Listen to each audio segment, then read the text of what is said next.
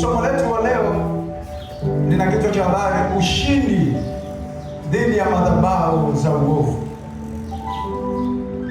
Ushindi dhidi ya madhabahu za uovu.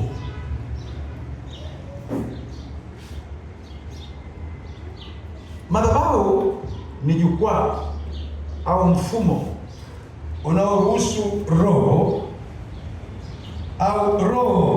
ya ara kubwa kufanya kazi katika ulimwengu kwa halali na kuiendeleza hiyo kazi kwa vizazi vingi. Amina. Madhabahu ni jukwaa au mfumo unaoruhusu roho, shetani, mapepo au roho wa Mungu na Mungu mwenyewe kufanya kazi katika ulimwengu huu kihalali na kuendeleza ile kazi. Kwa nini? Mungu alipoumba huu ulimwengu alimkabidhi mwanadamu. Amina. Kwenye ile Zaburi nafikia 115 anasema mbingu ni mbingu za Bwana, bali nchi amemkabidhi mwanadamu.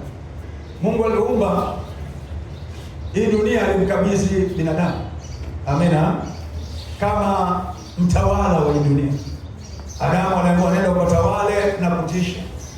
Kwa mtawala wa dunia hii kihalali ni binadamu. Amina. Haleluya. Na alikuwa tawale chini ya Mungu. Sasa dhambi ilivyoingia, binadamu amepoteza nguvu. Amina. Mwanadamu amepoteza nguvu, utawala unabaki nao, ila amepoteza nguvu. Binadamu hana nguvu. Amina. Kwa hiyo lazima aende kwenye madhabahu ili apate nguvu. Tuko pamoja? Kwa asili mwanadamu hana nguvu toka alipoanguka. Sasa kwa sababu ulimwengu huu umekabidhiwa yeye, roho yoyote anayotaka imsaidie nguvu lazima afanye nayo maagano kwenye madhabahu. Amina. Roho yoyote anayotaka imsaidie, aidha roho wa Mungu au roho wa adui, lazima afanye nayo maagano kwenye madhabahu. Kwa madhabahu ndio zinazofanya maagano ya damu. Amina. Madhabahu ndio zinazofanya maagano ya damu. Haleluya.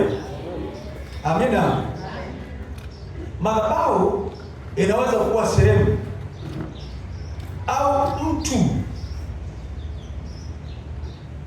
au taasisi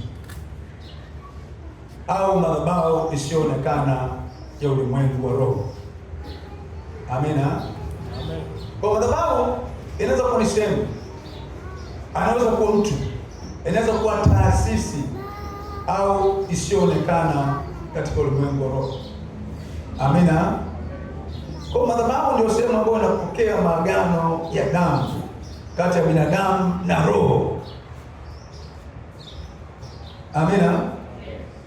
Amina. Madhabahu ni sehemu binadamu anapotafuta nguvu, anapotafuta ulinzi, anapotafuta uzao, anapotafuta baraka. Madhabahu ni sehemu ambayo mwanadamu anatafuta nguvu. Nisema mwanadamu alipoteza nguvu, anatafuta ulinzi, anatafuta uzao au anatafuta baraka. Tuko pamoja? Haleluya. Haleluya. Hebu tuanze kuangalia madhabahu ya Mungu. Angalia kitabu cha Kutoka sura ya 20 na mstari wa 24. Madhabahu ya Mungu tuangalia kwenye kitabu cha Kutoka 20:24. Biblia inasema,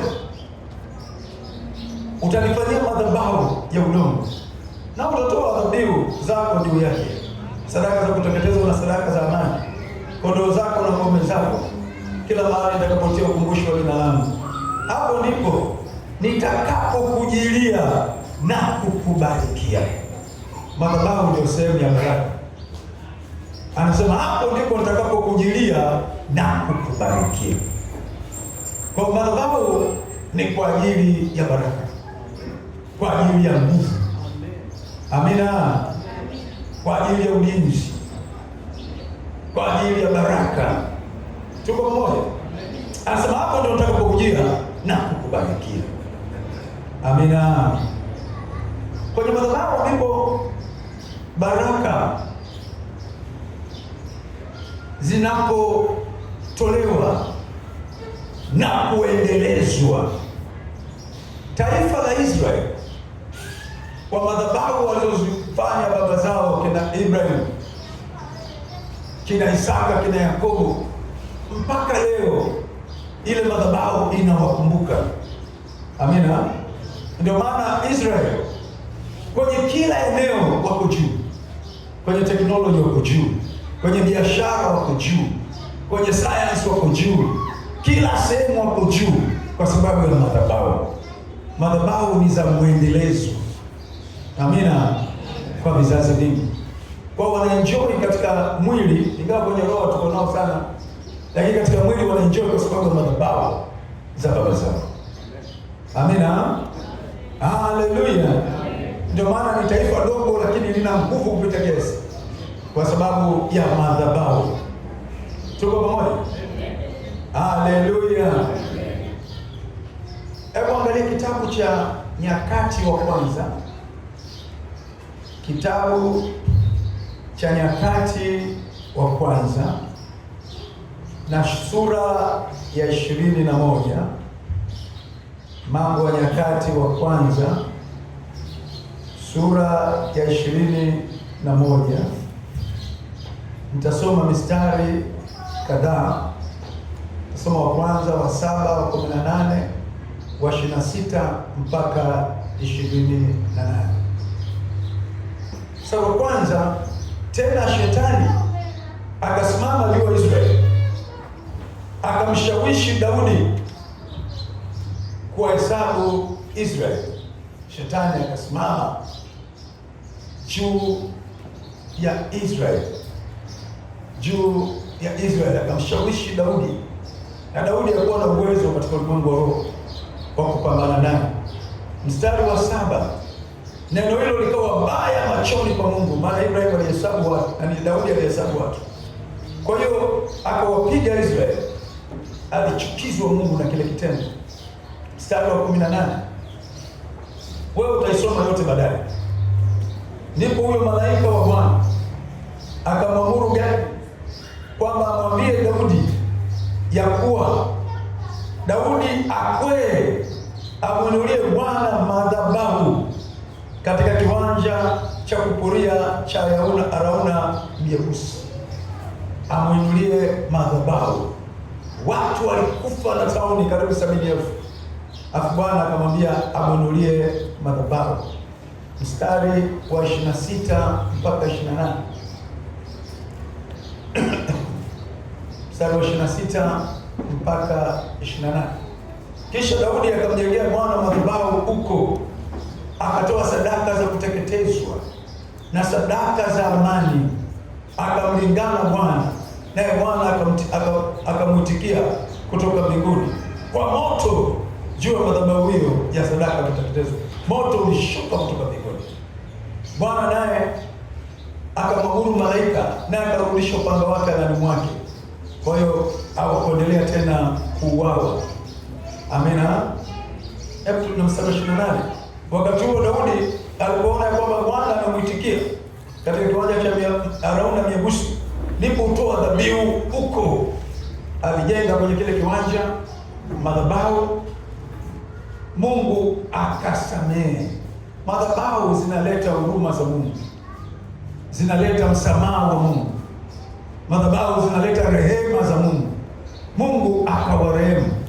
Amina. Akawasamehe. Walishakufa watu karibu 70,000 kwa tano, lakini Mungu akarehemu kwa sababu kulikuwa na madhabahu. Amina.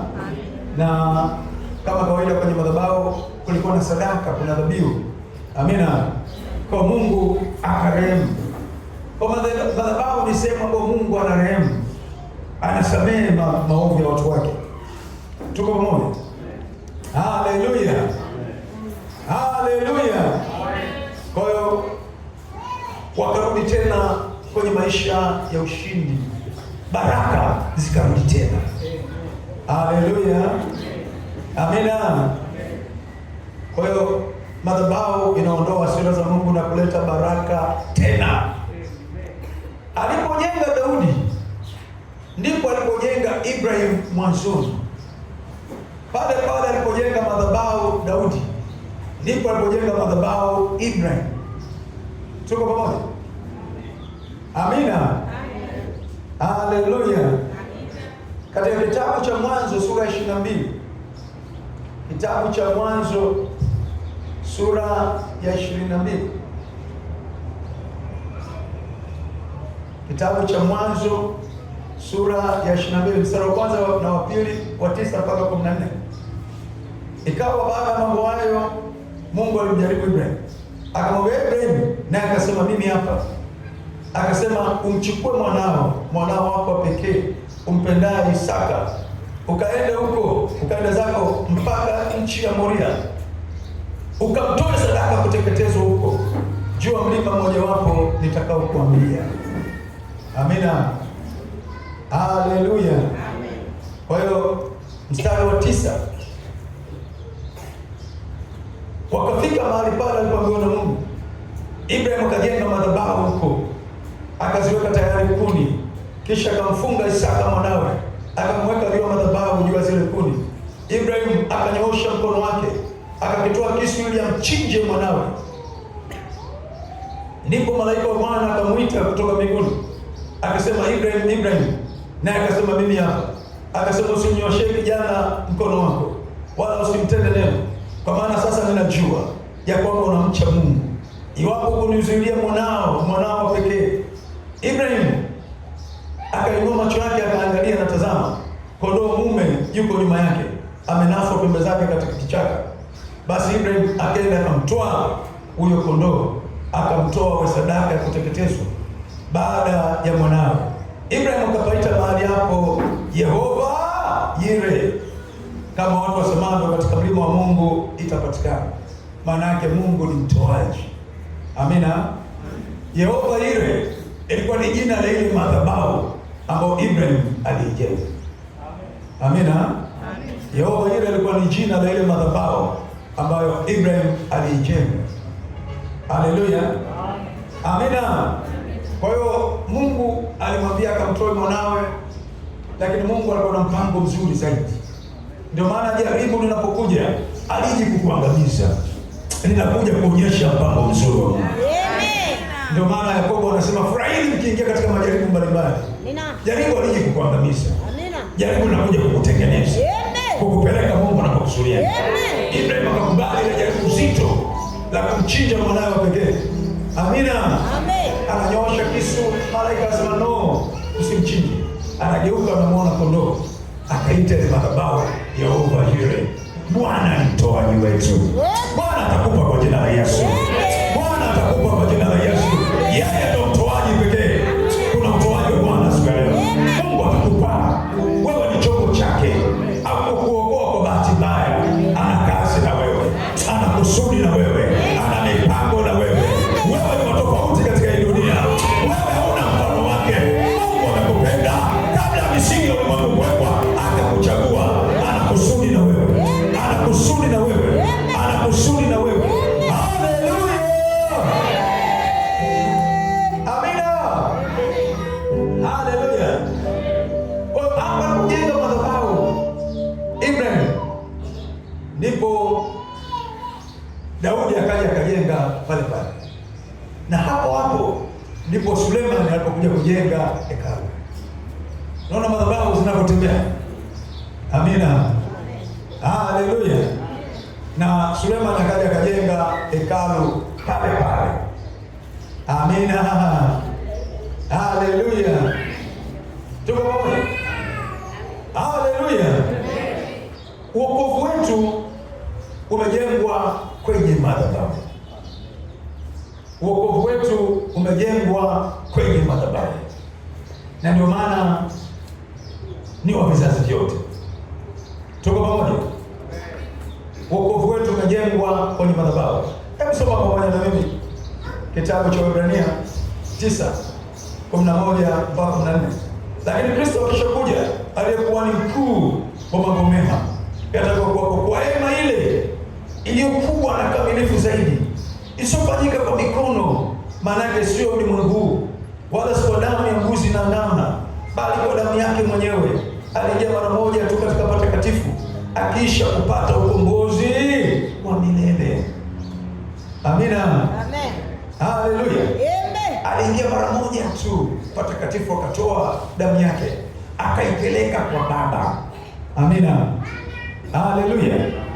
Ile damu ikapelekwa kwenye madhabahu ya mbinguni, patakatifu pa patakatifu, iko mpaka leo, inanena mema kwa ajili yako.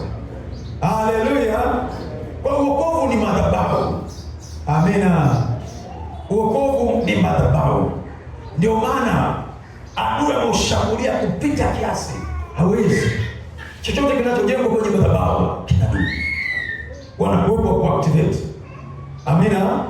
Wakati wa Katoliki, adui alifanikiwa kabisa kufuta wokovu, ikabaki dini ya kifalme. Amina.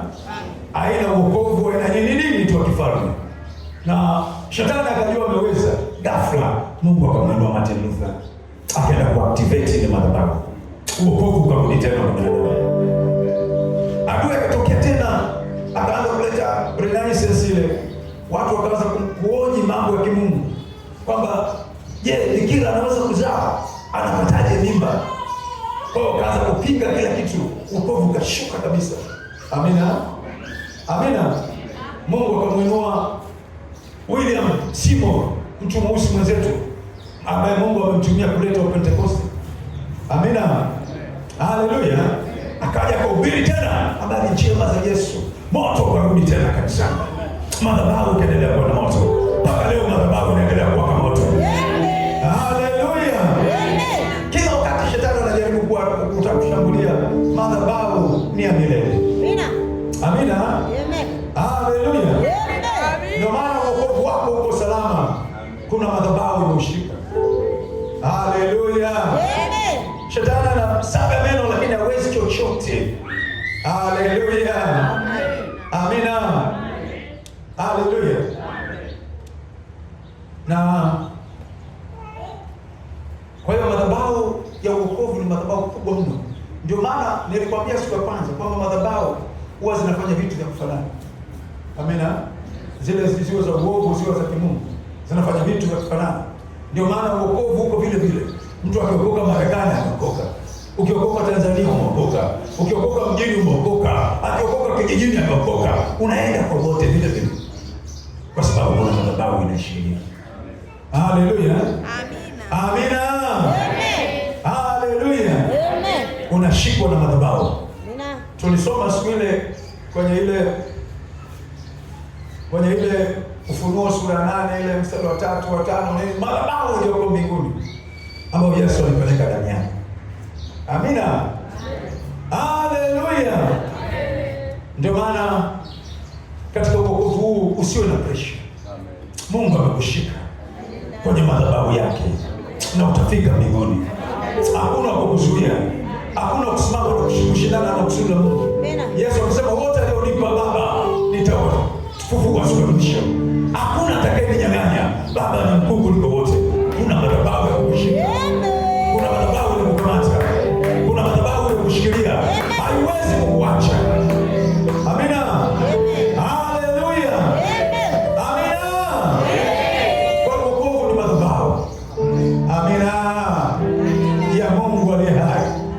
Tuko pamoja? Amina.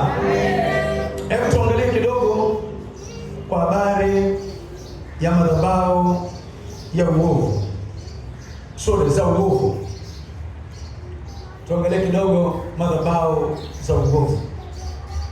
Hizi ni madhabahu za shetani. Unajua shetani ni mwigaji.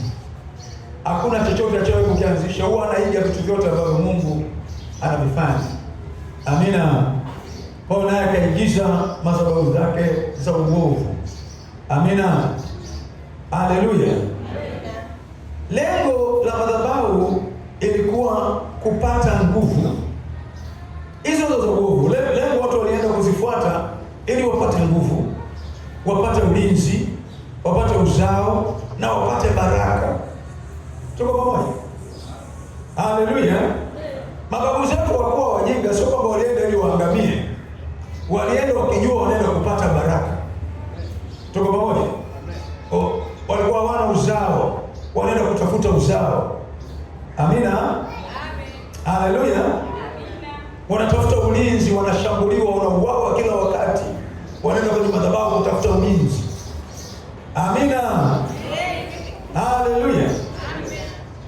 Na wenda walifanikiwa katika yale waliofuata, lakini madhabahu za uovu ni ngumu. Ni ngumu sana sana. Masharti yake ni magumu. Wengine walikimbia wenyewe. Amina. Wengine watoto wao walikimbia. Haleluya. Haleluya. Walikimbia. Watoto hawakuziendea tena zile madhabahu. Amina. Wajukuu hawakuziendea tena zile madhabahu. Amina. Sasa kwa sababu wamevunja agano, kuna consequences. Lazima upate mateso. Amina. Kwa zile madhabahu zikaanza kuwashambulia. Haleluya. Sio madhabahu zina masharti makubwa, kila muda fulani zinataka damu, aidha za watu, za wanyama. Yaani uchukue muda, lazima ukazitulize. Na ni masharti magumu. Amina. Kwa wengi walishindwa. Kwa sababu zile madhabahu zinainuka, zinaanza kushambulia vizazi vyao. Na katika zile madhabahu walizoenda, kulikuwa na maagano. Amina. Kwamba ukifanya hivi itakuwa hivi, ukifanya hivi yatakukuta haya. Na kwa sababu shida zao wakakubali yale maagano. Amina. Haleluya. Tushakutana na kesi moja. Kuna mtu mmoja alikuwa anatafuta mtoto, alafu akaenda kwenye madhabahu za shetani, akaenda kutafuta mtoto. Mganga akamwambia huyu mtoto atakuwa wako na wangu. Jamaa kwa sababu ana shida mtoto akakubali. Kwa hiyo akafanyiwa yale mazingongwe, akapata mtoto. Sasa akamwambia amua moja, shule atakuwa anasoma kwako, likizo anakuja kwangu. Au likizo akae kwangu, alafu shule asome. Yaani shule asome kwangu, likizo aje kwangu. Sababu mtoto ni wetu wote.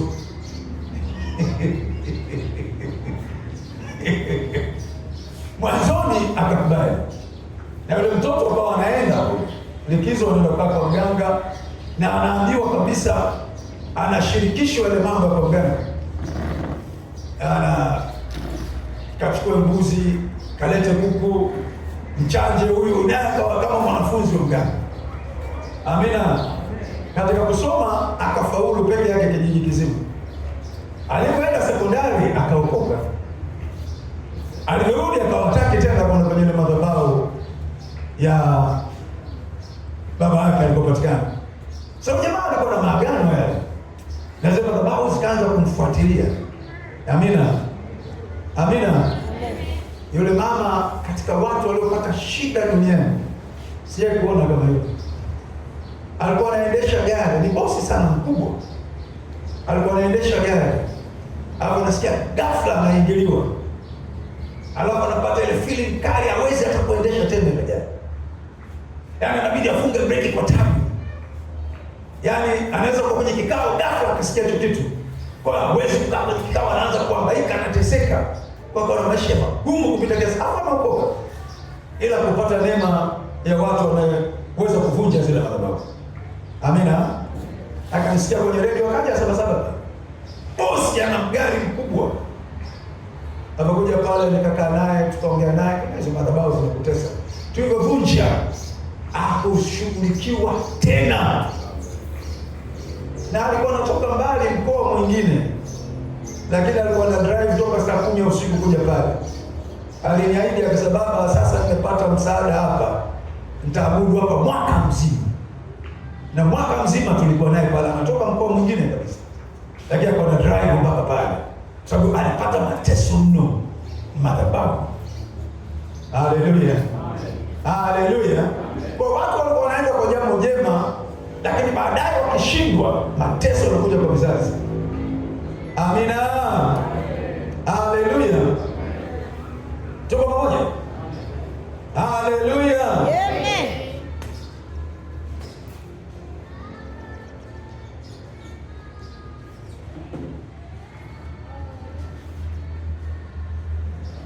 Na madhabahu ya shetani nayo kama ya Mungu. Madhabahu ya Mungu ikibariki, inabariki Kenya, inabariki Tanzania, inabariki Uganda. Amina. Na madhabahu ya adui inaanza kuleta mateso kwa kizazi chote. Tuko pamoja? Haleluya, haleluya. Watu wanashambuliwa kwa magonjwa makubwa, na wanakuwa ni wengi, sio mmoja, ni family inashambuliwa. Amina, tuko pamoja? Kuna watu wanapata kansa, babu kafa na kansa, shangazi kafa na kansa, baba mdogo kafa na kansa, na mtu anajisubiria kabisa, na mimi ndio inakuja sasa. Amina. Kuna watu wana shida za macho, sio yeye, toka vizazi, madhabahu zinawashambulia, wengine miguu, viuno. Alafu kuna madhabahu zinashambulia vifo vya mapema. Kuna familia nyingi sana haziishi sana. Amina. Ni madhabahu. Mtu akifika tu miaka 50 hapo inatokea sababu kisha jiondokea. Nakumbuka kuna wakati tulikuwa Sabasaba, dada mmoja alifikisha miaka 50, kama ulikuwa unaweza kukumbuka. Akaja akatoa shukrani akasema, jamani, mimi msinione hivi, familia yetu hatufiki. Akasema hatufiki, kitatokea tu sababu yote, umeshajiondokea. Sasa mimi kufika 50 nafungua ukurasa na yuko mpaka leo. Sasa na miaka 60. Amina, haleluya. Madhabahu ile ilikuwa hairuhusu watu wazeeke. Ziko nyingi, watu wanaenda tena, anaweza kuwa yuko vizuri, ana afya njema, mpiganaji wa karate, lakini akifika miaka 52 hapo tayari kansa imevamia, inamsurubisha 53, huyo kishajiondokea duniani. Ni madhabahu. Haleluya, haleluya, amina. Tunakataa leo vifo vya mapema. Alafu moja ya nguvu ya madhabahu ni utasa. Nitakuja kueleza baadaye. Utasa ni madhabahu. Utasa ni madhabahu, na huwa zinajua utasa una maumivu, baadaye zitamrudisha kwenye kusudi lao.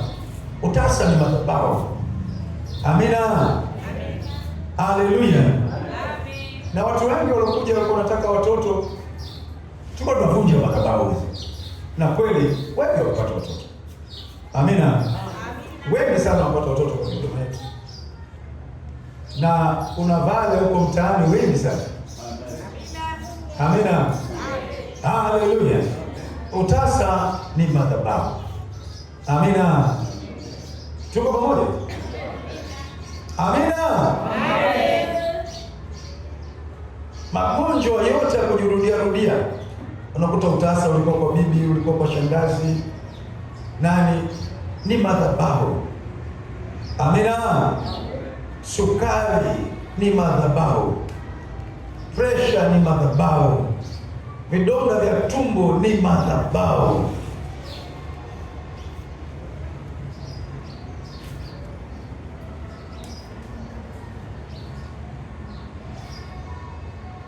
Uzinzi usio wa kawaida ni madhabahu. Kuna uzinzi ambao sio wa kawaida. Hata Paulo aliongelea katika Wakorintho wa kwanza sura 5. Mtu anatembea na mke wa baba yake, ni madhabahu. Amina, amen. Ndio unakuta kuna familia zingine ndugu kwa ndugu wanatembea, wanapeana mimba, wazazi na watoto, watu wanatembea na wanyama, ni madhabahu. Zinaa zote zisizo za kawaida ni madhabahu. Amina, haleluya. ni madhabahu zinawashambulia, wanajikuta wanafanya vitu ambavyo viko kinyume na taratibu za kibinadamu. Amina. Kuna kanisa moja hapa Dar es Salaam, sitaki kulisema, kuna mchungaji niliona kwenye TV aliita wale wamama ambao wameshawahi kutembea na watoto zao waje mbele. Ulienda umati mpaka barudini kwanza, labda hamjanielewa. Nasema wale wamama waliotembea na watoto wao wanaleni sisi, wanakwenda umati wa watu, ni madhabahu. Amina, ni madhabahu. Tuko pamoja? Haleluya, amina. Ni madhabahu zinawashambulia. Amina. Umaskini wa vizazi ni madhabahu. Babu maskini, shangazi maskini, ni madhabahu. Amina. Haleluya. Amina. Watoto ni maskini. Alafu madhabahu huwa zinafanya mchezo mbaya sana. Kuna mtu anapambana mpaka anaanza kabisa kuchungulia mafanikio, alafu anarudishwa chini, anaduaa, imekuwaje? Hata watu walishaona kabisa huyo ametoka, alafu ghafla anarudishwa. Ni madhabahu. Amina. Za kwamba wewe utakwenda wapi? Huko ndio kweli. Leo kuna madhabahu yanamwachia mtu. Leo kuna madhabahu yanamwachia mtu. Haleluya. Amina. Unafahamu madhabahu tunasuluhisha kesi nyingi sana. Kuna watu anaweza kuwa na nafuu ya maisha, lakini akiingia kwenye ndoa unakuta mambo yanaanza kuharibika. Amina. Alafu wengi huwa wanaanza kufikiri labda yule mwenzie ndio sababu. Amina. Kabla ya ndoa alikuwa na nafuu kubwa ya maisha, alikuwa na maisha yanaonekana kabisa na watu, lakini ameingia kwenye ndoa, baada ya kupanda anadidimia. Na wengi huwa wanafikiri hata mwenzake, sio mwenzio, ni madhabahu. Amina. Shida sio mwenzako. Na wengi wanatokaga kwenye ndoa zao, mimi hapa naona nuksi tu, tangu nimemoa mambo hayaendi, tangu nimeolewa na mtu mambo hayaendi. Ni madhabahu. Amina. Haleluya. Tunakutana na hizo kesi mara nyingi kabisa. Mchungaji, kuna dada mmoja na akavunja ndoa yake, na huko aliko yuko vile vile. Tulikuwa naye kabla hajaingia kwenye ndoa, alikuwa kazini kwake, alikuwa kwenye position kubwa na akawa anapata hela nyingi mno, mpaka akajenga. Ameingia tu kwenye ndoa, wiki ya pili akadondosha pale, akafunikwa sehemu ambayo anangoja mshahara. Mambo yakawa magumu. Sasa mimi hakuniangalia, akawa nimekuja kusikia baada, akawa anambia watu, huyu mwanaume huyu ndio tangu nione naye tu hapo lakini sio mume, ni madhabahu. Amina. Haleluya. Amina. Haleluya. Wengi wanachanganyikiwa, wanafikiria wenzao wabaya, ni madhabahu. Amina. Haleluya. Amina. Unakuwa madhabahu zinachanganya watu wengi, hasa watakatifu. Kuna watu zinawashambulia mpaka wanahama makanisa. Anakaa sehemu fulani, anaona mambo hayaendi, anakaa anaona akili inavurugika, mpaka anaona labda hapa mimi sio kwangu. Anahama na kanisa, anahamia kanisa lingine, lakini akienda kule mambo yale yale. Mwingine anahama tena hapo, anahamia shida sio kanisa, ni madhabahu. Haleluya. Amina. Ni madhabahu inamfuatilia, kwa anaanza kuyachukia makanisa, anakaa hapa. Kuna mtu mwaka mmoja ameshasali makanisa 8. Ni madhabahu. Tuko pamoja? Haleluya. Amina. Madhabahu huwa zinaleta depression. Madhabahu zinaleta depression, sonana kali kabisa. Watu kama umechanganyikiwa, utaweza kulia peke yake. Ni madhabahu zinaleta stress. Unafahamu mwanzilishi wa Deliverance alikuwa anaitwa Derek Prince, anasema akaja kugundua alikuwa na depression kali ikimfunika, anakaa ndani wiki mbili, atoke hata nje. Anaweza kukaa chumbani tu asile siku 3, kuongea hawezi, machozi yanatoka, anajiona yuko depressed kabisa.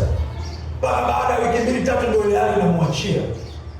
Sasa amejaribu kuipiga vita, anakataa depression, naivunja, natumia damu ya Yesu. Wapi imemkamata? Ilikuwa madhabahu. Mpaka baadaye akaja kuona hii hata baba alikuwa nayo hii, na babu alikuwa ndio kumfuata chumbani, sio likuu. Ndio bali kumbe madhabahu, alivunja madhabahu, depression ikamwachia. Ndio maana kuna watu wengi wanaweza kupambana na maandiko, wakapambana na kuclaim neno, baba umesema, lakini kama madhabahu bila kuvunjwa, unaona kama vile Mungu yuko mbali. Amina. Kuna watu vitu wameomba mpaka unaona kama Mungu asikii, lakini ni madhabahu zimesimama. Tuko pamoja? Haleluya. Amina. Tuko pamoja? Haleluya. Alafu madhabahu zina ugonjwa wa kuchelewesha. Watu wengi wanachelewa kwenye mambo, wanachelewa kuolewa, wanachelewa kuona fedha, wanachelewa. Ni madhabahu zinawachelewesha.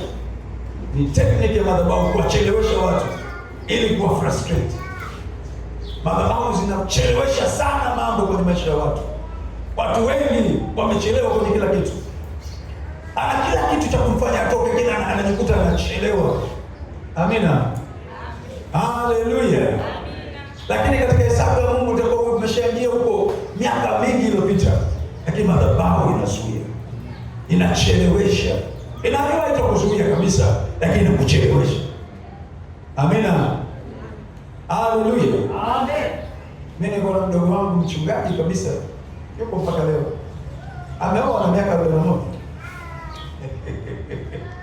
Wakati watu sasa wanatafuta wajukuu, yeye anatafuta mtoto. Nini kilichomchelewesha? Madhabahu. Sio yeye tu, kaka yake madhabahu ilimkamata, amekufa, hana mtoto. Huyu umemchelewesha. Amina. Mpaka nikamstukia, nikaanza kumhoji, wewe una miaka 40 sasa, hujaoa, hela ipo, shida nini? Sasa brother, bado tu. Bado nini?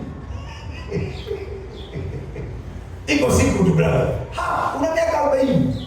Hujaoa ni miaka 60. Ni madhabahu zimemchelewesha. Amina.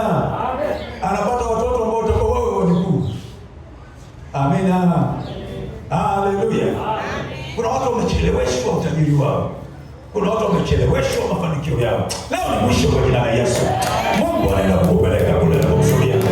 Utakwenda mbele kwa kasi. Haleluya. Amina. Sema nakataa kucheleweshwa. Sema nakataa kucheleweshwa. Sema nakataa kucheleweshwa. Haleluya. Wengi sana wamecheleweshwa.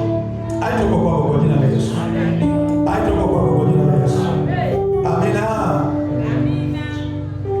Alafu madhabahu huwa inatoa mafanikio ya muda mfupi sana.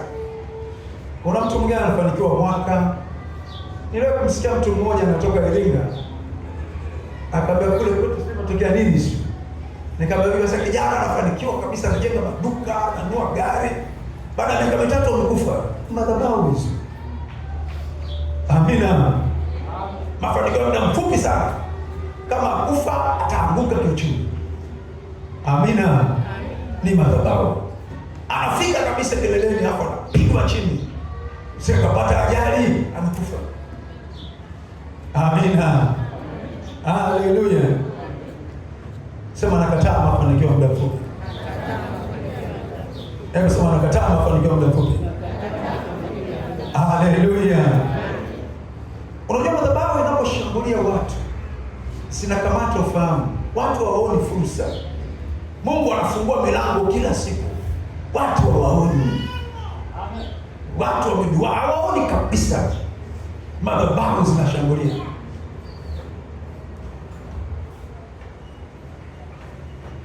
Kuna fursa itaonekana kwa jina la Yesu.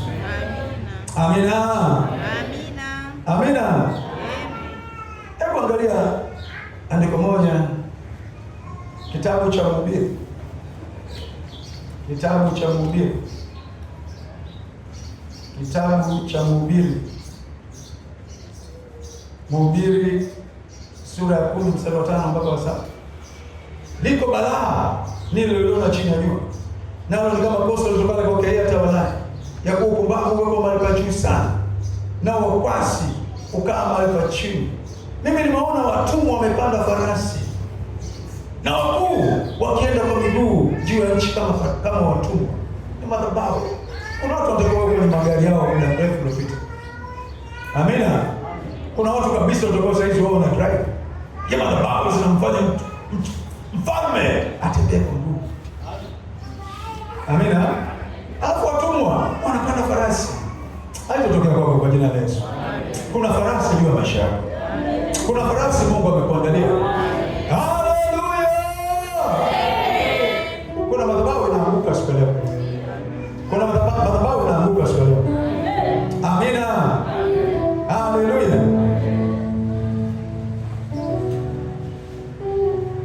Sasa kitu kibaya kinachofanya madhabahu ile uovu. Watu wakipita kwenye mateso makubwa, madhabahu zile zinaanza kuonyesha msaada gizani. Amina. Akipita kwenye mapito makubwa, anaanza kuona msaada huko gizani. Tuko pamoja? Madhabahu zinaanza kumonyesha msaada huko kwa waganga. Amina. Kuna mama mchungaji nishaye kuongea naye, mama mchungaji mkubwa sana mwenye heshima na mheshimu. Aliumwa sana. Alafu akaja akaniambia, mchungaji, ni wokovu tu. Watu waganga wanaweza hii shida ninayo. Kama naona wewe Mungu wako anakutesa, yeye ndio hawezi yule ule uovu ndio anasema, hii shida baba. Mimi nikaenda kwa mganga wiki tu, narudi natembea kabisa. Ni madhabahu. Zinaanza kumuonyesha kwenye uovu. Amina. Amen. Haleluya. Amina. Nakumbuka huyo Derek Prince, mwanzilishi wa Deliverance, alienda Zambia.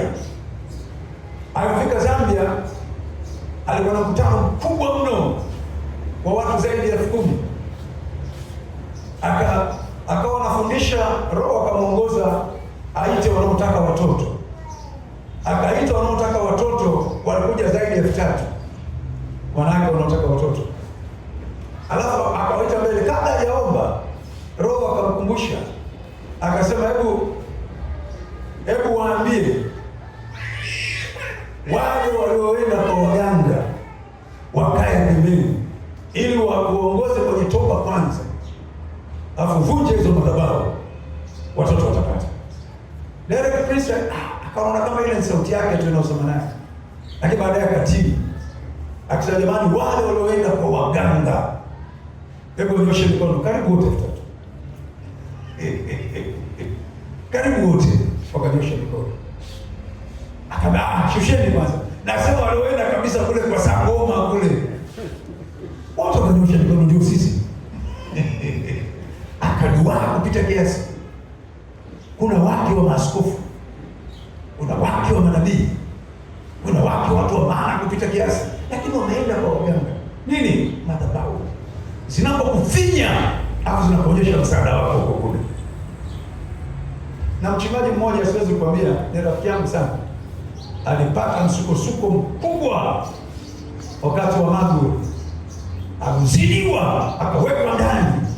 Tukaenda kumwangalia, tunamtia moyo, jipe moyo mtumishi wa Mungu, Mungu yuko pamoja na wewe. Akaona mambo magumu, alipotoka tu ndani akakimbia Bagamoyo. Na kabisa akawekwa kwenye chini ya kigoda, akachanjwa chale. Mchungaji, ndio madhabahu zilivyo, zikimfinya mtu hapo zinamuonyesha kule, lengo zikurudishe kwa babu zako. Amina. Haleluya. Amina. Hayo mawazo kwako hayatakuja kwa jina la Yesu. Hayatakuja kwa jina la Yesu. Tunavunja kazi zao. Amina. Kwa hiyo ni madhabahu za uovu za kwa waganga. Wajua shetani, nikueleze kitu. Mungu kwenye Agano la Kale alitengeneza ofisi 3 za kuwatoa watu kwenye madhabahu za uovu. Amina. Ofisi ya kwanza ilikuwa mfalme, ya pili nabii, ya 3 kuhani. Amina. Watu walikuwa wanahusika kuweka watu huru. Shetani naye akaweka nafasi hizo 3 kuhakikisha watu wanakamatwa. Shetani akaweka mganga ndio kuhani kwenye giza. Alafu akaweka mnajimu, ni nabii kwenye giza. Alafu akaweka wachawi, ni wafalme gizani, kwa ajili ya kuhakikisha madhabahu zinasonga mbele. Amina. Haleluya. Kwa hivyo vitatu vilikuwa vya Mungu, naye akaviweka upande wake kwa ajili ya kuhakikisha madhabahu zinazidi kushambulia watu. Makuhani, waganga ndio wanaotengeneza madhabahu nyingi zinazotesa watu. Amina. Haleluya. Amina. Tuko pamoja? Kwa shetani anakopi vitu ambavyo Mungu mwenyewe aliviweka. Haleluya. Haleluya. Naona shetani akianguka kwa jina la Yesu. Naona shetani akianguka kwa jina la Yesu. Kabla sijaenda kwenye madhabahu ya pili, niweke hivi kidogo. Nguvu ya madhabahu ya uovu ni dhambi. Nguvu ya madhabahu ya uovu ni dhambi. Ndio maana yenyewe inakushughulikia kwanza ili uingie dhambini. Sehemu yenye maisha ya utakatifu kabisa, madhabahu haina nguvu. Ndio maana haikati tamaa. Inaweza kukaa hata miaka 20 inakupinda pole pole. Amina. Lakini ukinyoka, madhabahu zinaanguka bila kukuingiza kwenye maisha ya dhambi, mawazo mabaya, maneno mabaya, matendo mabaya. Amina. Haziwezi kukusumbua. Tuko pamoja? Amina. Hilo nikasema niliweka vizuri. Tuko pamoja? Haleluya. Na leo kabla tujavunja tutatubu. Amina. Amen. Sasa hizi madhabahu za uovu, lakini kuna madhabahu zingine za adui zinaitwa madhabahu za dini za uongo. Madhabahu za dini za uongo. Madhabahu za dini za uongo. Kumbukumbu la Torati sura ya 7. Kumbukumbu la Torati sura ya 7 na mstari wa 5, alafu sura ya 12 mstari wa 1 mpaka wa 3. Lakini watendeni, zivunjeni madhabahu zao, zibomosheni nguzo zao, yakateni maashera yao, teketezeni kwa moto sanamu zao za kuchonga. Sura ya 12 mstari wa 1 mpaka wa 3. Hizi ndizo amri na hukumu mtakazozitunza kuzifanya katika nchi aliyokupa Bwana Mungu wa baba zako uimiliki siku zote mtazoishi juu ya nchi.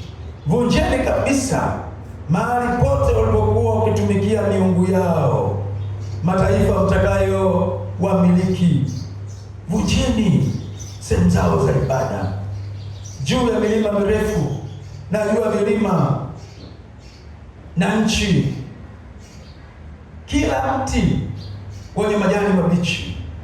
Nanyi zivunjeni madhabahu zao, zibomoeni nguzo zao, na maashera yao yateketezeni kwa moto, na sanamu zao za kuchonga za miungu yao zikateni, na jina lao lifutilieni mbali mahali hapo. Amina. Mungu anaambia mnapoingia huko kuna madhabahu za dini za uongo. Kwa hizo madhabahu za dini za uongo zivunjeni, ziteketezeni kwa moto. Amina. Maashera ni nguzo zile. Nguzo zilikuwa zinajengwa, nguzo takatifu zilikuwa zinaitwa. za zile madhabahu. Akasema kateni zile, choma moto. Amina. Vitambaa vyao kwa kuweka ndani, choma moto. Msiziache madhabahu za uovu, za uongo, za dini za uongo zikakaa pamoja na nyinyi. Amina. Haleluya. Tuko pamoja. Hawakuzivunja Israeli. Hawakuvunja. Mungu aliwapa hilo agizo mara nyingi. Hata ukisoma Kutoka 34 mstari wa 13 aliwapa hilo agizo. Lakini hawakuzivunja zile madhabahu. Sasa kilichotokea, angalia kitabu cha Waamuzi. Angalia kitabu cha Waamuzi. Kitabu cha Waamuzi. Waamuzi sura ya 2. Waamuzi sura ya 2 mstari wa kwanza mpaka wa 3, wa 11 mpaka wa 15. Kisha malaika wa Bwana alikwenda juu kutoka Gilgali kwenda Bokimu, akasema, mimi nimewaleta ninyi mkwee juu kutoka nchi ya Misri, nami nimewaleta hata nchi niliyowaambia baba zenu.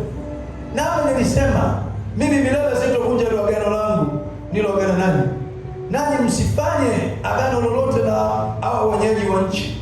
Zibomosheni nchi madhabahu zao, lakini hamkusikia sauti yangu. Je, mmefanya haya kwa sababu gani? Basi kwa ajili ya hayo mimi nalisema zaidi, mimi sitawafukuza utoke mbele yenu, lakini watakuwa kama miiba mbavuni mwenu, na miungu yao itakuwa ni tanzi kwenu. Amina. Hawakuvunja zile madhabahu, hawakuingia kwenye ulimwengu wa roho, wakaona ni kitu cha kawaida, zile madhabahu zikawakamata. Amina. Angalia mstari wa 11 mpaka 13.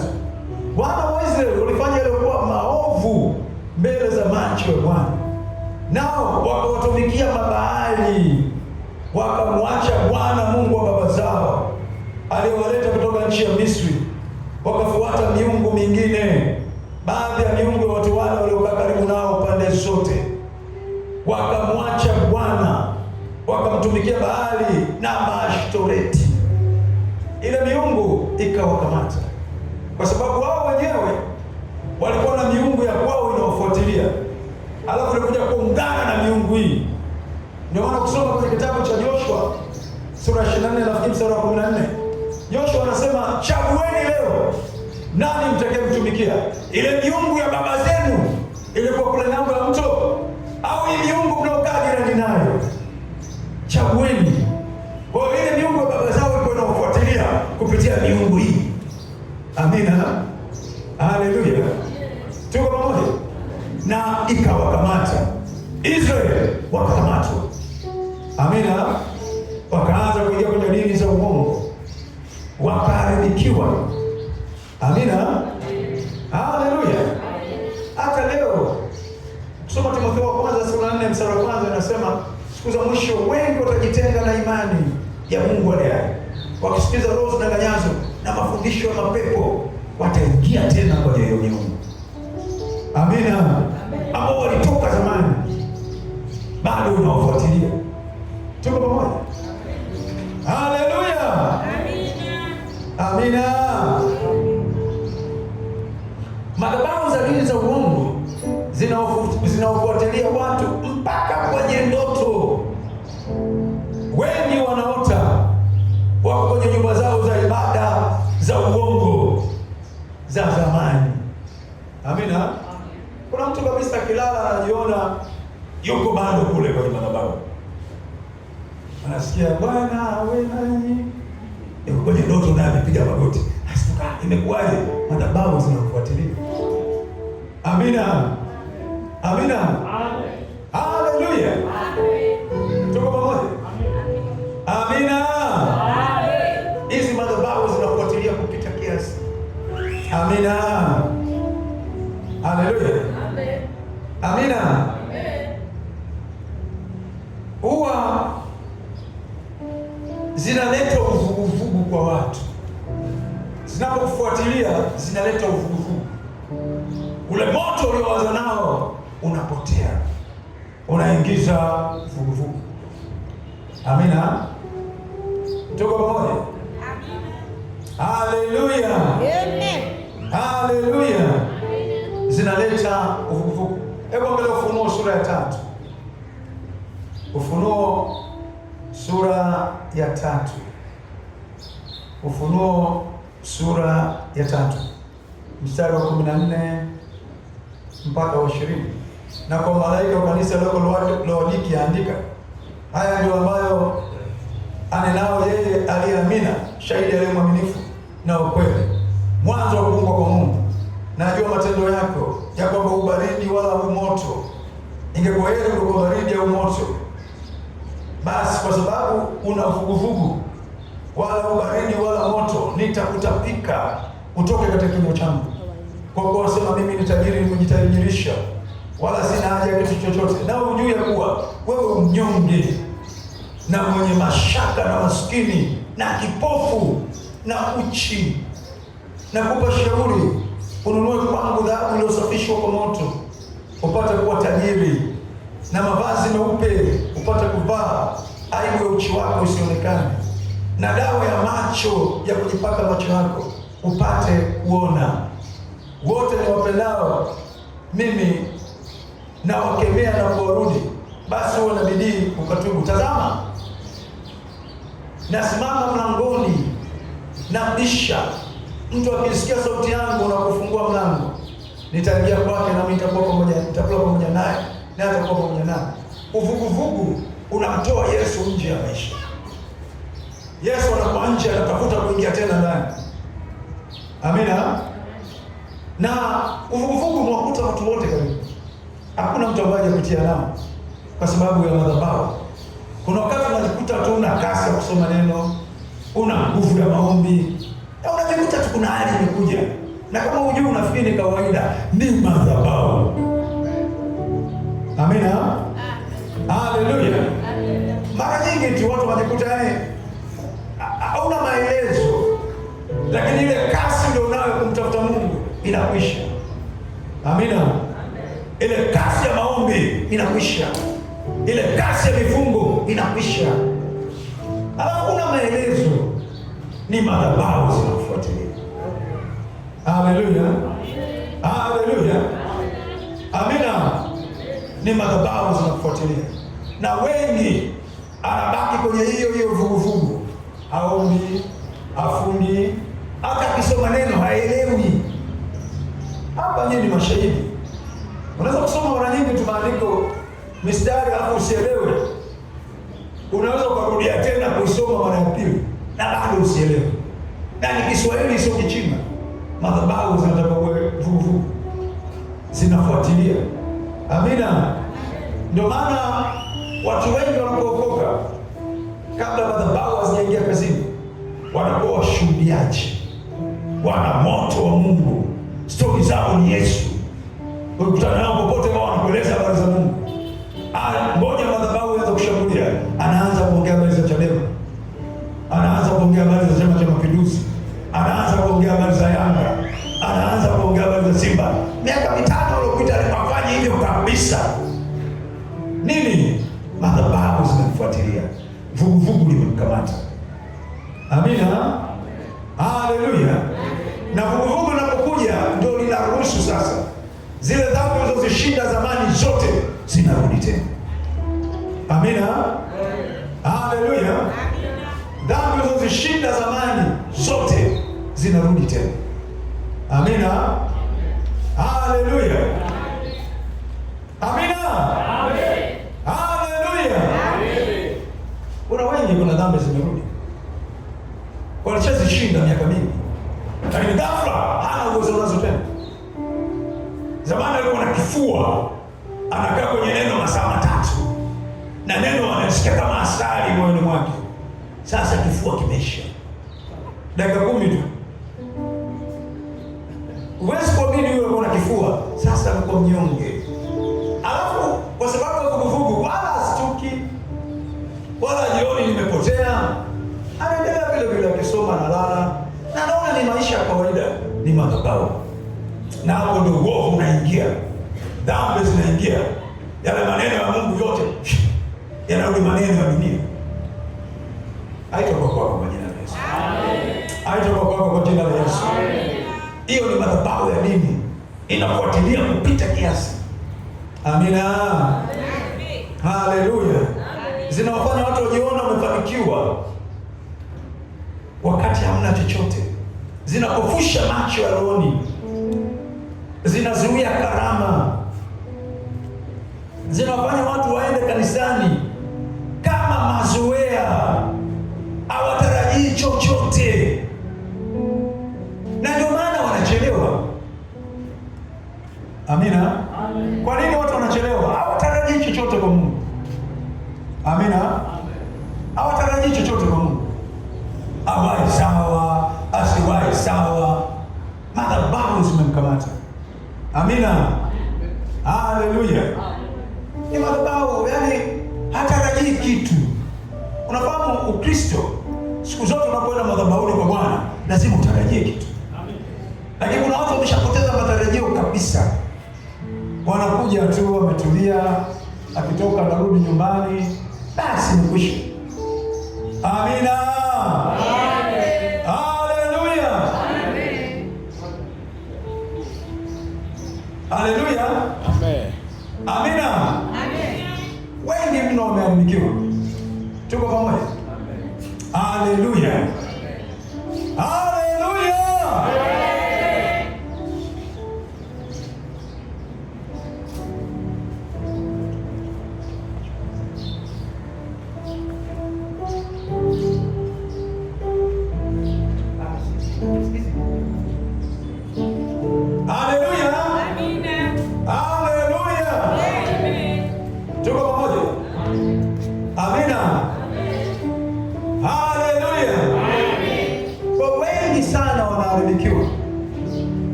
Wanajikuta kabisa hawataki, lakini wanakwenda kwenye mstari mwingine. Ni madhabahu za dini zinawafuatilia. Amina. Zinataka uwe kama kule ulikokuwa zamani. Ulikuwa unaenda kwa nyumba ya ibada utarajii chochote. Amina. Zimewarudisha watu wengi kasoro wewe. Tuko pamoja? Haleluya. Amina. Na zinaharibu akili. Madhabahu za kidini zinaharibu akili. Ndio maana ukienda sehemu nyingine watu wanatembea pepo. Amina. Yaani zinaharibu akili. Haleluya. Zinaharibu akili. Akili za watu wengi zinaharibiwa na madhabahu za kuabudu. Amina. Na ndio maana kuna watu wengine wao wanafikiriaga hata mtu akiokoka wanamuona kama anaenda kuchanganyikiwa. Sababu madhabahu zinaharibu akili. Amina. Haitoka kwako kwa jina la Yesu. Haitoka kwako kwa jina la Yesu. Utabaki na akili zako timamu. Haleluya. Alafu madhabahu za uovu zinachochea uzinzi.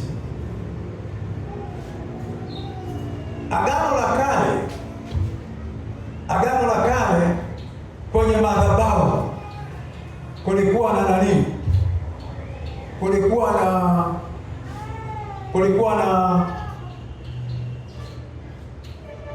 Kulikuwa na wanaitwa temple prostitute.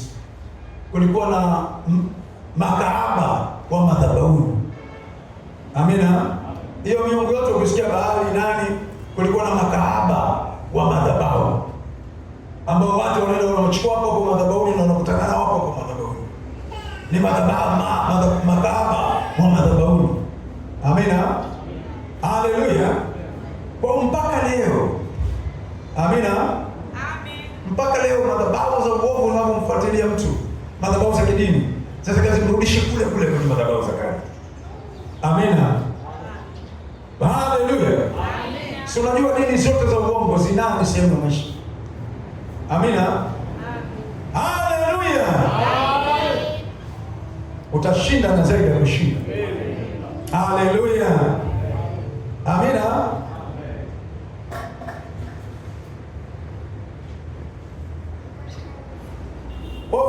Madhabahu zote za dini za uongo, hata zile dini zinazoitwa cult, dini za siri, ukitoka adhabu yake ni kifo, na wanakulaani, wanakutamkia mabaya juu yako, juu ya kizazi chako.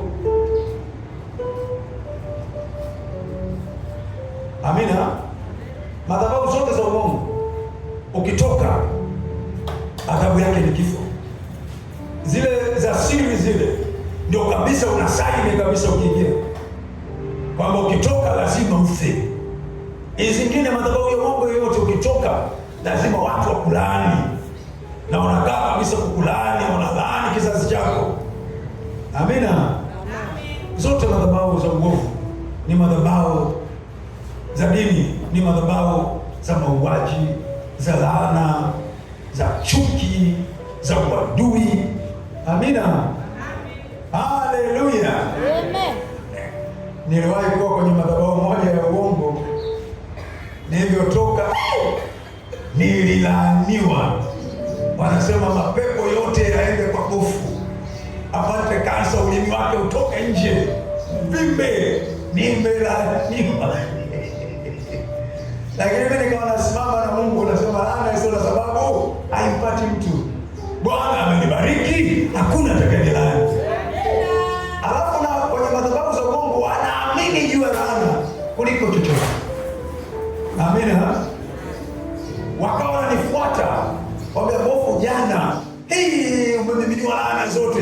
Nikamwambia hakuna atakayenifuata tabu. Alimlaani Mungu, mwanadamu hawezi. Alimbariki Mungu, mwanadamu hawezi kumlaani. Kama laana zote mtabaki nazo wenyewe.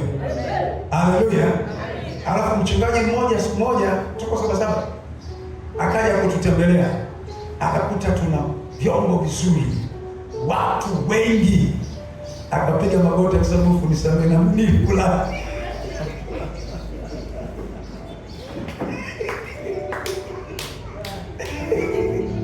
Lakini naona mwenzangu laana hazikupati. Wanazo stori za wale zilizopata laana. Kwa hiyo madhabahu zote za uovu ni madhabahu za laana, za shida. Amina.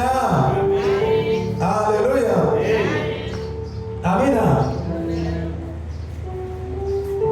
Ukienda kwenye nchi za sharia, ukitoka kwenye dini unakatwa kichwa. Madhabahu zote za dini za uongo hazitaki utoke, zina mlango mmoja tu wa kuingia bila kutoka huko. Amina. Haleluya. Tuko pamoja? Haleluya. Amina.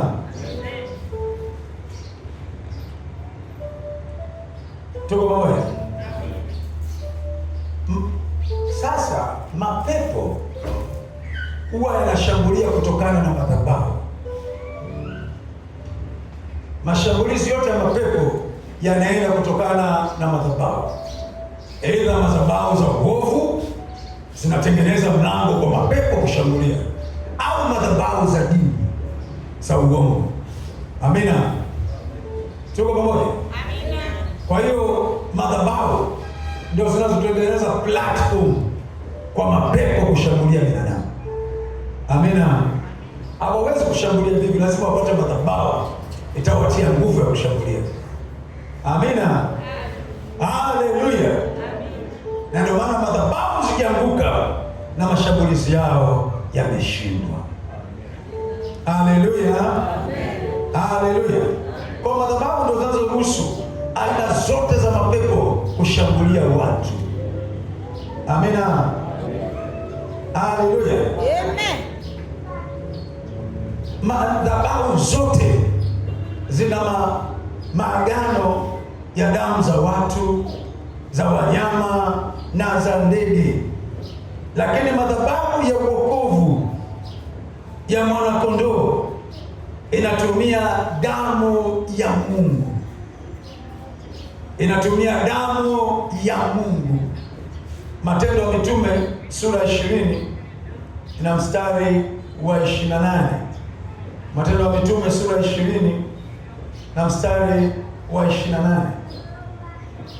Jitunzeni nafsi zenu na ile kundi lote nalo ambao Roho Mtakatifu ameweka ninyi kuwa waangalizi ndani yake, mpate kulilisha kanisa lake Mungu alilolinunua kwa damu yake mwenyewe. Kwa madhabahu zote zinatumia damu za watu, za wanyama, za ndege. Madhabahu ya mbinguni inatumia damu ya Mungu. Amina. Mpate kulilisha kanisa lake Mungu alilinunua kwa damu yake mwenyewe. Amina. Haleluya. Damu ya Mungu haiwezi kushindwa, itashinda madhabahu zote. Amina. Damu ya Mungu ina uwezo wa kushinda madhabahu zote. Tuko pamoja? Amina. Ufunuo sura ya 12 mstari wa 11, nao wakamshinda kwa damu ya mwana-kondoo na kwa neno la ushuhuda wao. Niko kutamka leo, utashinda na zaidi ya kushinda. Utashinda na zaidi ya kushinda. Utashinda madhabahu za umaskini. Utashinda madhabahu za magonjwa. Utashinda madhabahu za mateso. Utashinda na zaidi ya kushinda kwa yeye aliyekupenda. Tunayo damu ya kutupa ushindi. Tunayo damu ya kutupa ushindi. Haleluya. Amina. Waebrania ile sura ya 12 na mstari wa 24 inasema damu ya Yesu inanena mema kuliko damu ya Abeli. Damu ya Yesu inanena mema. Niko hapa kutamka damu ya Yesu leo inanena mema juu ya uchumi wako, inanena mema juu ya familia yako, inanena mema juu ya mafanikio yako. Damu inanena mema kwenye maisha yako. Utainuliwa kwa jina la Yesu. Unayo damu inaonena mema. Unayo damu inaonena mema. Damu inanena mema kwenye maisha yako. Damu inanena ushindi kwenye maisha yako. Damu inanena kuinuliwa. Damu inanena wewe kuwa juu. Damu inanena wewe kutawala. Haleluya. Damu ya Yesu inanena mema. Amina. Inanena mema kuliko damu za madhabahu. Damu za madhabahu zote zinanena mabaya juu yako. Leo inafutika. Damu ya Yesu inanena mema. Damu ya Yesu inanena mema. Damu ya Yesu inanena mema. Damu ya Yesu inanena mema. Damu ya Yesu inanena mema. Wale wote wasio na mwenzi wao wasikiliza. Damu ya Yesu inanena kukupa mwenzi wako. Damu ya Yesu inakupa mwenzi wako. Ndio maana Isaya 34:16 inasema hakuna hata mmoja atakayemkosa mwenzake. Ndio maana usiwe na pressure, mwenzako yuko. Damu ya Yesu inanena mema kwenye maisha yako. Amina. Usijiangalie kwenye kioo kikuonyesha uso unaanza kubadilika, bado unang'aa. Damu ya Yesu inanena mema juu ya maisha yako. Haleluya. Amina. Kuna mtu Bwana anamleta, wala sio muda mrefu kuanzia sasa. Inanena mema kwenye maisha yako. Amina. Ugonjwa wote ambao ulikukamata, damu ya Yesu inanena mema leo kwenye uponyaji wako. Damu ya Yesu inanena mema leo kwenye uponyaji wako. Kama ulipita kwenye dimbwi la umaskini, damu ya Yesu inanena juu ya mafanikio yako. Damu ya Yesu inanena juu ya mafanikio yako. Haleluya. Amina.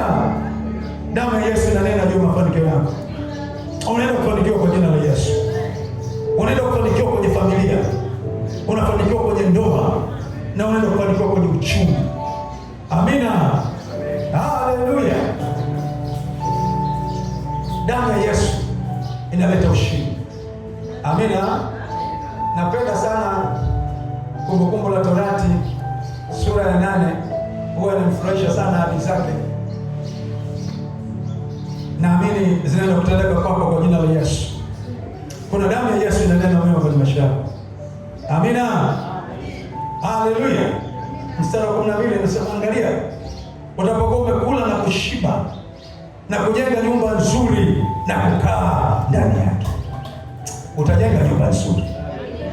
Utajenga nyumba nzuri na utakaa ndani yake. Nataka nikueleze, kupanga umeanza tu, lakini hutoishi hapo. Unaenda kujenga nyumba nzuri. Unaenda kujenga nyumba nzuri. Unaenda kujenga nyumba nzuri na utakaa ndani yake. Kuna watu wanajenga, alafu siku anataka kuhamia anakufa. Siku watu kule kuna nyumba, siku hizo wamegeuza kama ukumbi wa harusi. Kuna Mkuria mmoja alijenga bonge la palace, utafikiri sio nchi hii. Alafu wamekuja wamefagia, wamepanga viti, wamefanya kila kitu, makochi. Walivyolala hakuna, walivyolala hakuna.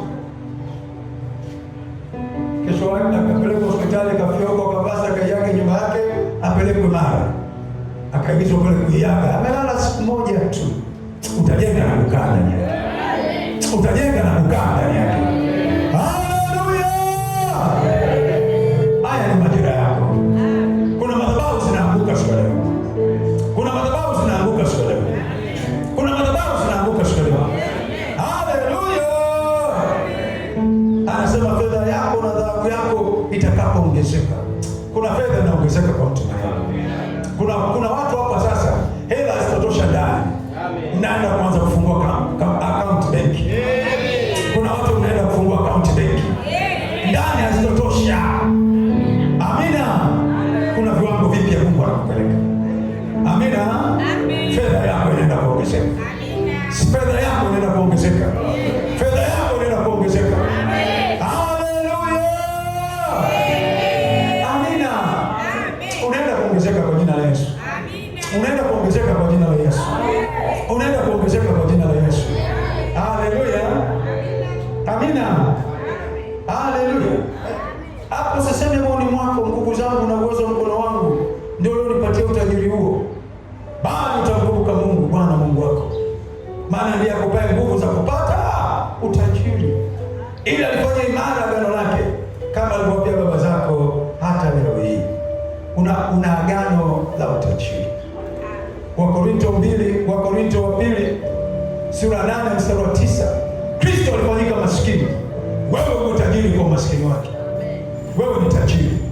Umaskini sio fungu lako. Umaskini sio fungu lako. Ndio maana hiki kitabu ni kitabu cha mafanikio. Kina kanuni za ushindi. Sasa Mungu asema mimi ndio Mungu nikufundishaye ili upate faida. Mungu wetu sio Mungu wa hasara. Mungu wetu ni Mungu wa faida. Ni Mungu wa kukuinua, ni Mungu wa kukuweka mahali pa juu. Utasonga mbele kwa jina la Yesu. Utasonga mbele kwa jina la Yesu. Hautakuwa historia. Mungu ana makusudi na maisha yako. Ndio maana leo tunazivunja madhabahu. Madhabahu zinaanguka kwa jina la Yesu. Na utasonga mbele. Mungu ataonekana kwenye maisha yako. Haleluya! Umebeba kusudi la Mungu. Umebeba kusudi la Mungu. Wewe sio mtu wa kawaida. Ndio maana usijione kama watu wanavyokuona. Usikubali kutimiza ndoto za waovu. Waovu wanaona unaangamia, wewe jione unainuliwa. Wewe jione ni wa juu tu wala sio wa chini. Usikubaliane na ndoto za waharibifu. Kuna sehemu Mungu anakupeleka. Maisha yako sio kwa bahati mbaya. Mungu amekuchagua. Mungu amekuchagua. Wewe ni mteule wa Mungu. Haleluya. Wewe ni mteule wa Mungu. Utoishi kama wengine wanavyoishi. Kuna sehemu Mungu anakupeleka. Kuna sehemu Mungu anakupeleka. Kuna sehemu Mungu anakupeleka.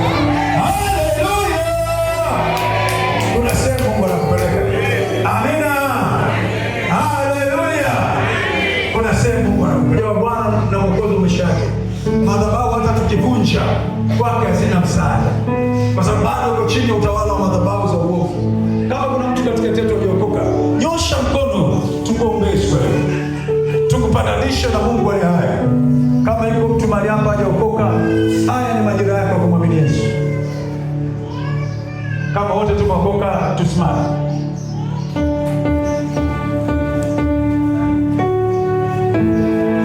Tulipanga leo tutakuwa na sadaka ya kuvunja madhabahu. Amina. Wale walokuja nayo, hebu ishike kwa mkono.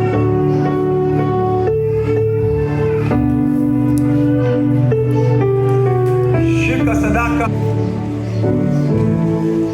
Shika sadaka kwa ajili ya kuvunja madhabahu. Madhabahu zinavunjwa kwa nguvu zote. Amina. Haleluya. Shika sadaka kwa ajili ya kuvunja madhabahu. Madhabahu